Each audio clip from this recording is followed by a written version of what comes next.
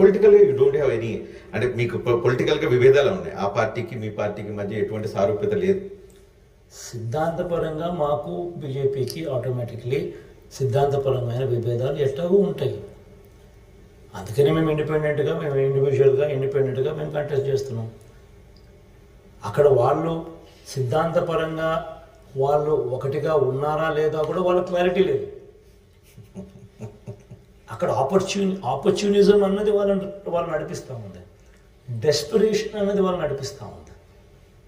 అంటే జగన్ను ఒక్కరిని ఎదుర్కోలేం అన్న డెస్పిరేషను, మోడీ లేకపోతే మేము ఇబ్బంది అన్న ఆపర్చునిజం ఆ పొత్తును డిఫైన్ చేస్తా ఉంది. అంతేగాని అక్కడ సిద్ధాంతపరంగా కనీసం వాళ్ళు ఒకటేనా అని అంటే అది కూడా తెలియదు. ఒక్కొక్కసారి చంద్రబాబు నాయుడు ఒక్కొక్క మాదిరిగా ఒక్కొక్క మాట మాట్లాడతాడు.